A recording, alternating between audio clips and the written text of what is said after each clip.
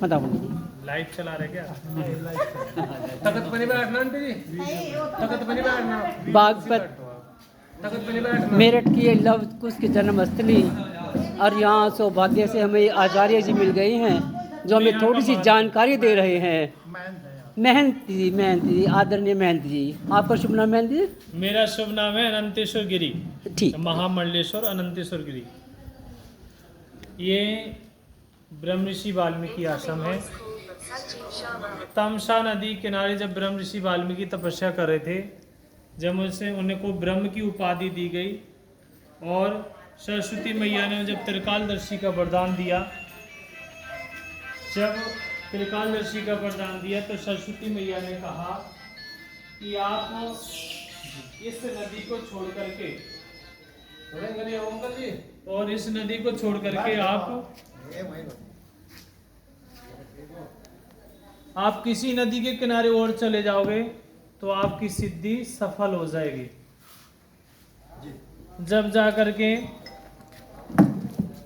ब्रह्म ऋषि वाल्मीकि इसी हर नंदी के किनारे आए। इस नदी का जो नाम है वो वास्तव नाम है हर नंदी। अंग्रेज लोग इसको हर नंदी ना कह पाते थे तो इसे कहने लगे हिंडन, तब से इसका नाम पड़ गया हिंडन। वैसे वास्तव में नाम जो है इसका नाम है हर नंदी।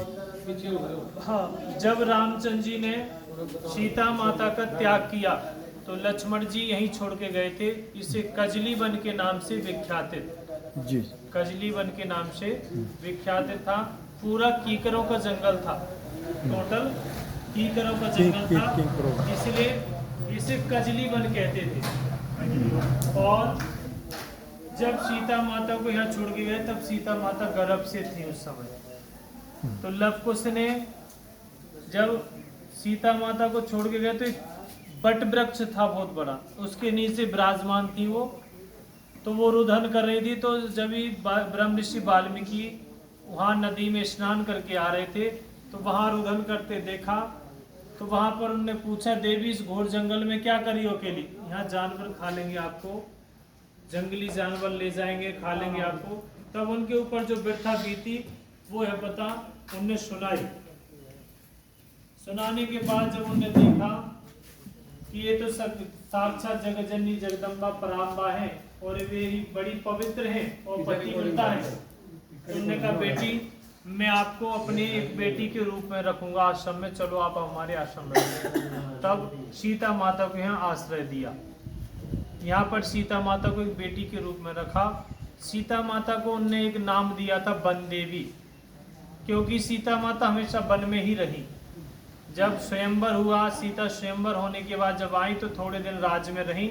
इसके बाद रामचंद्र जी को 14 वर्ष का वनवास मिल गया तो वो फिर पति के साथ वन में रही। 14 वर्ष वनवास बिताने के बाद थोड़े दिन राज करा। राज करने के बाद उनको फिर लोगों ने, कहते ना, अपवाद फैल गया, लोगों ने चरित्रहीन का वो लगा दिया। तो फिर इसके बाद उनको पति ने त्याग कर दिया। सीता माता का त्याग किया तो लक्ष्मण जी यहाँ छोड़ के गए। यहाँ पर रही, उन्हें वन देवी का नाम दिया गया। वन में रहने लगी तो वन देवी दिया। जब उस समय सीता माता गर्भ से थी तो लक्ष्मण जब ब्रह्म ऋषि वाल्मीकि यहाँ लेकर के आए, उन्हें रखा। कुछ दिन बाद उन्हें लव कुश को जन्म दिया। वो जन्म स्थली है जहाँ लव कुश को जन्म दिया था, वो जन्म स्थली।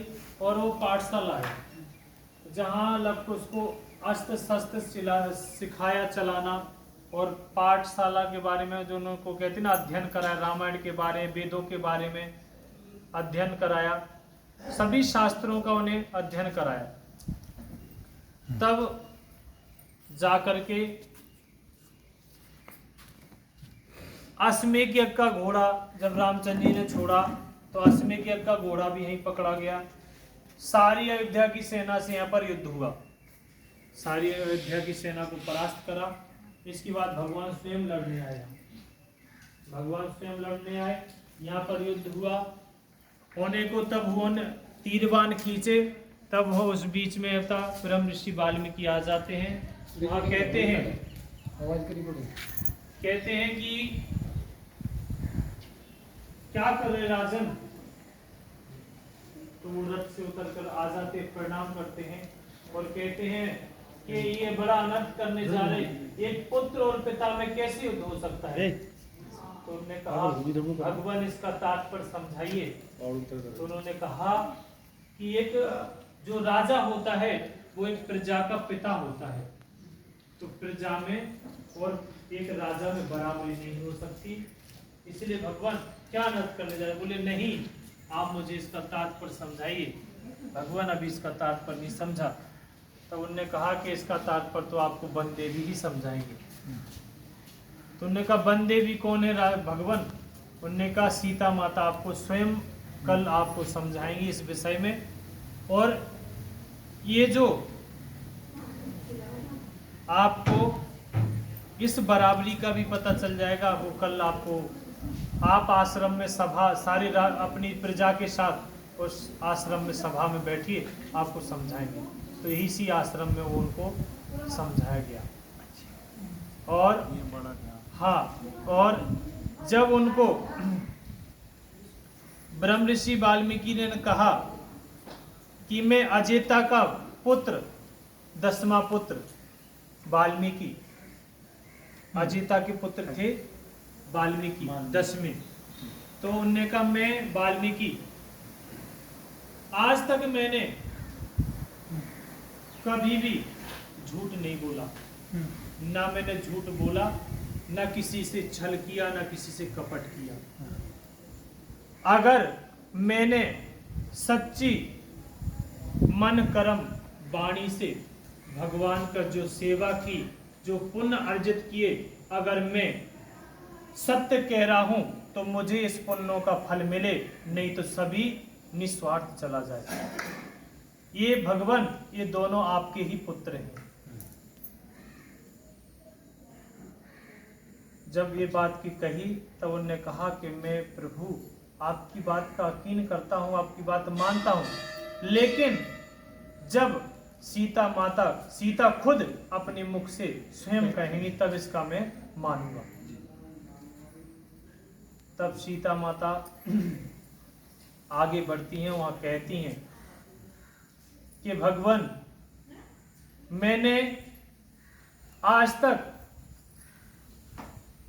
कभी भी अपने पति के अलावा दूसरे पुरुष को नहीं जानती। ये कहना मेरा सत्य कथन हो तो हे पृथ्वी देवी मुझे अपनी गोद में स्थान दे। मैंने मन कर्म वचन से प्रभु आपके अलावा दूसरे पुरुष को निगाह भर के कभी नहीं देखा। अगर ये मेरा कथन सही हो तो मुझे अपनी गोद में स्थान दे। मैंने प्रभु अपना इष्ट, अपना आराध्य और अपना स्वामी आपके अलावा दूसरे को कभी देखा भी नहीं है प्रभु। तो मुझे एक सत्य हो तो मुझे अपनी गोद में पृथ्वी देवी स्थान दे। 3 बार कहने के बाद पृथ्वी देवी अपना सीना चीर करके आ जाती हैं और वहां कहती हैं कि माँ की गोद, माँ के दरवाजे तो पुत्री के लिए हमेशा खुले होते हैं। बेटी आओ, पृथ्वी से पैदा हुई है और चलो अपने लोक में। यहाँ स्त्री का कोई आदर सम्मान नहीं है, यहाँ निरादर ही होता है। ये सृष्टि आपकी योग नहीं है, आप चलो। तब वो कहती है माँ मुझे ले चलो, यहाँ स्त्री का सम्मान होता ही नहीं है। मैं परीक्षा दे दे के थक गई हूँ और यहाँ पर स्त्री का कोई सम्मान नहीं। तो वहां पर जाने लगती हैं। तब जिन्होंने आरोप लगाए उन्होंने क्षमा मांगी, याचना मांगी, लेकिन फिर भी माँ का दिल तो कहते ना, माता तो माता है, कुमाता नहीं होती। फिर भी उनने जिनने आरोप लगाया, लालछन लगाया, उनको भी राम जी से कहती हैं हे प्रभु जो ये प्रजा है जिसने भी अपराध किया इनके सभी अपराधों को क्षमा करना भगवान, और एक लवकुश की भांति इनको पुत्रों की तरह प्यार देना, इनको क्षमा कर देना है। और पृथ्वी देवी को ले जा करके और यहीं पर वो समा जाती हैं। वो यहाँ पर सती स्थल है। हाँ, तो ये पंचमुखी महादेव भी बहुत प्राचीन है और हत्ता ये पंचमुखी महादेव जिनके आप लोगों ने दर्शन किए ये भी बहुत प्राचीन है। हाँ, और ये प्राचीन ही रमणीक स्थल है, तपस्वी स्थल है ब्रह्म ऋषि वाल्मीकि का। पंचमुखी हनुमान जी जो महादेव महादेव पंचमुखी महादेव जी, पंचमुखी महादेव पंचमुखी महादेव ये जी। भी पहले उन्हीं के समय से हाँ सब हाँ हाँ जी। बोलिए श्री रामचंद्र भगवान की जय।